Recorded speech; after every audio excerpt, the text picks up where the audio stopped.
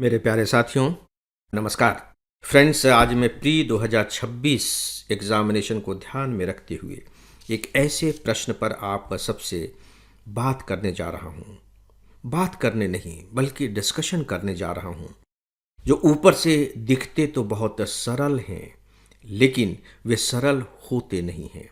कहीं न कहीं उनमें एक ऐसी व्यवस्था की जाती है, जिसे मैं कहूँगा लंगी मारने की व्यवस्था, आपको चकमा देने की व्यवस्था, आपको छकाने की व्यवस्था, यानी कि आपको कहीं न कहीं उलझाने की व्यवस्था वहाँ मौजूद रहती है। लेकिन अनफॉर्चुनेट पार्ट ये है कि हम उसकी अनदेखी कर जाते हैं इमोशंस के प्रेशर में आकर के। आइए एक ऐसे ही विषय पर बात करते हैं, और जो मैं बात करने जा रहा हूँ बहुत ही प्रैक्टिकल रूप में करने जा रहा हूँ। दोस्तों, मेरे पास जो पेपर है वो बी सेट का पेपर है।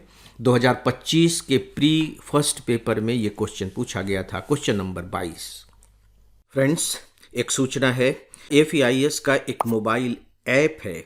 इस पर आपको आईएएस की तैयारी के लिए रोजाना 10 न्यूज़पेपर्स के चुने हुए एडिटोरियल कमेंट्स और आर्टिकल्स पढ़ने को मिलेंगे। आप इस पर करेंट अफेयर्स पर बेस्ड मेरा डेली ऑडियो लेक्चर भी सुन सकेंगे, और इसके अलावा आपको और भी बहुत कुछ मिलेगा, वह भी सब कुछ फ्री। तो आप बिना देरी किए इस ऐप को एंड्रॉयड या अपने एप्पल डिवाइस पर इंस्टॉल कर लें। आइए पहले क्वेश्चन को देख लेते हैं। क्वेश्चन है, असहयोग कार्यक्रम के बारे में निम्नलिखित विषयों पर विचार कीजिए। ध्यान से सुनिएगा। अगर आप मेरी बात को ध्यान से नहीं सुनेंगे तो आपको ऐसे ही लगेगा कि क्या सर फालतू की बातें कर रहे हैं, ये तो हम खुद भी जानते हैं। दोस्तों, ऐसा है नहीं। जब आप मेरी बातों को ध्यान से सुनेंगे तभी जाकर के आप अपनी कमजोरियों को पकड़ पाएंगे। अदरवाइज तो फिर ठीक है, आप में कोई कमजोरी है ही नहीं, मैं ये मान करके चलता हूँ। लेकिन मुझे ऐसा लगता है कि कुछ लोगों को तो फ़ायदा हो ही जाएगा, और मेरे लिए वो कुछ लोग ही ज़्यादा मायने रखते हैं। प्रश्न है, असहयोग कार्यक्रम के बारे में निम्नलिखित विषयों पर विचार कीजिए। 1. न्यायालयों और विदेशी वस्त्र का बहिष्कार। 2. अहिंसा का कठोर अनुपालन। 3. उपाधियों और सम्मानों का उनका सार्वजनिक उपयोग न करते हुए प्रतिधारण। 4 है, विवादों के निपटारे के लिए पंचायतों की स्थापना। इसके बाद है, उपर्युक्त में से कितने असहयोग कार्यक्रम के अवयव हैं? केवल 1, केवल 2, केवल 3, सभी 4। दोस्तों, सबसे पहले मैं अपने अनुभव की बात करने जा रहा हूँ। हिस्ट्री मेरा विषय रहा है, आज भी मेरा प्री विषय है। सिविल सर्विस में भी, प्री में भी ये मेरा विषय था, और मेंस में भी मेरा विषय था। मैंने जब इस क्वेश्चन को देखा और जल्दी जल्दी सॉल्व करने की कोशिश की, तो मैं पूरी ईमानदारी के साथ इसे स्वीकार करता हूं कि मेरा उत्तर तो सही हो गया, केवल 3 उत्तर सही हो गया मेरा, लेकिन जिस एक को मैंने गलत समझा था वो गलत हो गया। यानी कि जिसे मैंने गलत समझा था वो सही था, और जिसे मैंने सही समझा था वो गलत। लेकिन कुल मिलाकर के मैंने गोल कर दिया था, मैं जीत गया था। लेकिन ये सही तरीका नहीं है सिविल सर्विस एग्जामिनेशन में जीतने का। दोस्तों, पहली बार तो मैंने तेजी के साथ सॉल्व किया, तो मैंने 1 हटा दिया। मैंने कहा कि नहीं, इसमें तो 3 सही है, और मेरा उत्तर सही हो गया।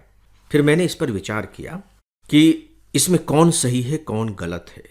मैं उस पर थोड़ी देर बाद बात करूंगा।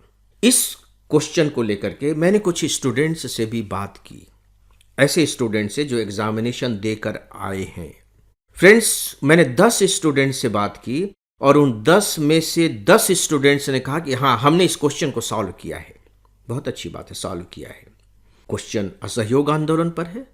असहयोग आंदोलन इतना पॉपुलर चैप्टर है कि शायद ही कोई इसे छोड़ करके आएगा। सरल भी है, खूब अच्छे तरीके से तैयारी भी की जाती है। तो स्टूडेंट जैसे ही इस प्रश्न को पढ़ता है, उसे लगता है कि अरे अरे, ये तो पढ़ा हुआ चैप्टर है, बहुत अच्छे से हम इसे सॉल्व कर लेंगे, इसमें रखा ही क्या है। यानी कि जैसे ही उसके दिमाग को ये इंस्ट्रक्शन मिलता है कि ये बहुत सरल है, अरे इसे तो हम सॉल्व कर लेंगे, याद रखिए वो लापरवाह हो जाता है।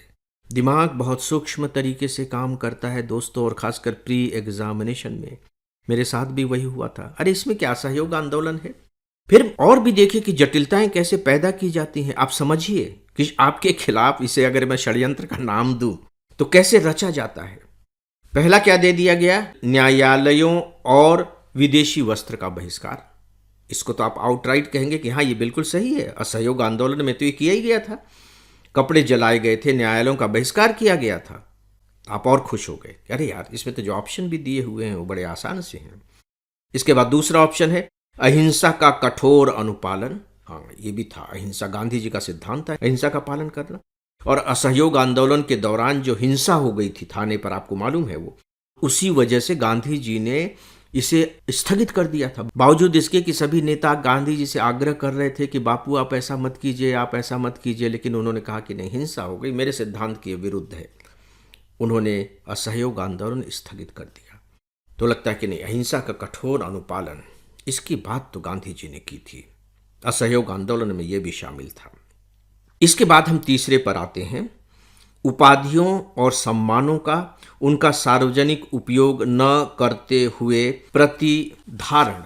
ये जो तीसरा है, ये तीसरे पर आप थोड़ा सा रुकेंगे। हो सकता है कि प्रतिधारण शब्द आपने पहली बार यहां पढ़ा हो, तो आप इंग्लिश कंसल्ट कर लेते हैं।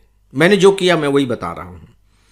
Retention of titles and honours without using them in public. अब आप ठीक है, मुझे भी लगा कि हाँ, ये तो है कि हम जो है ना, उपाधियों और सम्मानों का सार्वजनिक उपयोग नहीं करेंगे। प्रतिधारण। इसके बाद जो चौथा है, विवादों के निपटारे के लिए पंचायतों की स्थापना। तो जब मैं ये चौथे तक पहुंचा तो मेरे दिमाग में एक बात कौन थी कि ठीक है, गांधी जी पंचायतों के बहुत बड़े हिमायती तो थे, लेकिन असहयोग आंदोलन से इसका क्या संबंध था? पंचायतों की स्थापना ठीक है, बाद में कांग्रेस के जो अधिवेशन होंगे उनमें इसका निर्णय लिया जाएगा कि हम क्या करें क्या नहीं करें। तो जो पंचायतों की स्थापना से संबंधित जो अवयव है, सब्जेक्ट है, ये नॉन कोऑपरेशन मूवमेंट में नहीं था और उपाधियों वाला था। ठीक है, उत्तर तो मेरा सही हो गया, लेकिन जो मैंने निष्कर्ष निकाला, जब इसका विश्लेषण किया, तो मैं गलत हो गया। अब आप देखिए कि उसमें जटिलता कहाँ है। दोस्तों, फिर मैंने बाद में विचार किया, ये पंचायतों की बात भी क्यों हो सकती है, क्योंकि असहयोग आंदोलन के दौरान ही इस तरह की व्यवस्थाएं की गई कि हम अपनी चीजें स्टैब्लिश करेंगे। विदेशी वस्त्रों का बहिष्कार करेंगे तो हम अपने वस्त्र बनाएंगे, स्कूल कॉलेज का हम बहिष्कार करेंगे तो हम अपने स्कूल कॉलेज खोलेंगे, न्यायालयों का हम बहिष्कार करेंगे। पहले ऑप्शन में दिया है न्यायालयों का बहिष्कार। तो अगर आप न्यायालयों का बहिष्कार करेंगे तो फिर आपके यहाँ न्याय की व्यवस्था कुछ न कुछ तो होनी चाहिए, तो आप अपनी व्यवस्था तो कुछ करेंगे ना। जैसे हमने स्कूल कॉलेज खोले तो गांधी जी ने उसके भी विकल्प के बारे में कुछ सोचा होगा। हम अपनी जो पुरानी व्यवस्था है न्याय की, पंचायत की, उसकी स्थापना करेंगे। ये सही हो गया। अब ये जो उपाधियों और सम्मानों का उनका सार्वजनिक उपयोग न करते हुए जो प्रतिधारण शब्द है, ये सबसे खतरनाक शब्द है। प्रतिधारण का मतलब है कि रिटेंशन, हम इसे रखे रहेंगे, इसका हम उपयोग नहीं करेंगे, लेकिन हम इसे रखे रहेंगे। जबकि था कि हम इसे लौटा देंगे, हम इसे रखे नहीं रहेंगे, उपयोग तो करेंगे ही नहीं। ठीक है, लेकिन जो प्रतिधारण शब्द है, यदि आप उसे देखने में, उस पर विचार करने में जरा सा भी चूक गए, तो यही जो चूक है आपके लिए खतरनाक हो जाएगी। दोस्तों, जब मैंने 10 स्टूडेंट से बात की थी तो उसमें से 7 ने गलतियां की थी, 3 स्टूडेंट सही हुए थे। और जब मैं इस पर बात करने लगा कि कौन कौन से विकल्प इसमें गलत हैं, तो शुरू के 2 तो सभी ने सही बता दिए और बाद के 2 में वो थोड़े थोड़े गड़बड़ा गए। ये है जो सरल प्रश्न होते हैं उनकी सबसे बड़ी चुनौतियां। और आप देखिए कि इसमें जो ऑप्शंस दिए हैं, उस ऑप्शन के माध्यम से इसे कठिन बना दिया गया है। केवल 1, केवल 2, केवल 3, सभी 4 कठिन बना दिया गया है। इसमें अगर ये दे देता कि निम्न में से कौन कौन सही हैं, 1 3 4, 2 3, 4 1 2, तब आपके लिए आसानी हो जाती, काफी आसानी हो जाती सही ऑप्शन को पकड़ने में। लेकिन जब ऑप्शन इस तरीके के दिए जाते हैं, केवल 1, केवल 2, केवल 3, केवल 4, तो बहुत कठिन हो जाता है वो प्रश्न। दोस्तों, यहाँ दोनों तरीके अपनाए गए। जो स्टेटमेंट दिए गए उस स्टेटमेंट में प्रतिधारण और पंचायतों की स्थापना वाले स्टेटमेंट को रख करके दोनों में भ्रम पैदा करने की कोशिश की गई। और साथ ही साथ जब ऑप्शन का पैटर्न तैयार किया गया तो उसमें 1, 2, 3, 4 बता करके फिर से उसे टफ बना दिया गया। और यदि आपका दिमाग इन दोनों चुनौतियों को स्वीकार नहीं कर पा रहा है, समझ नहीं पा रहा है, तो मान करके चलिए कि कहीं न कहीं गलती हो जाएगी। दोस्तों, जब सरल प्रश्न आए तो मेरा अनुरोध है कि आप हड़बड़ी न दिखाएं, इमोशनली चार्ज्ड होकर के उसे सॉल्व न करें, इत्मीनान के साथ पढ़ें और इत्मीनान से उसे सॉल्व करें, क्योंकि ये तो आपको पेनल्टी स्ट्रोक मिले हुए हैं। जो सरल प्रश्न होते हैं उन्हें मैं कहता हूं पेनल्टी स्ट्रोक मिले हुए हैं, इन्हें तो मिस करना ही नहीं है। इन्हें तो इत्मीनान के साथ सॉल्व कीजिए ही कीजिए, ताकि कोई भी जो पेनाल्टी स्ट्रोक है वो चूके नहीं, उसमें आपको गोल करने ही करने हैं।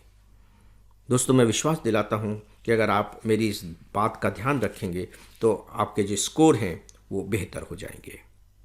इस विषय पर फ्रेंड्स फिलहाल बस इतना ही, और इसी के साथ ही आज के इस डेली ऑडियो लेक्चर को यहीं समाप्त करता हूं।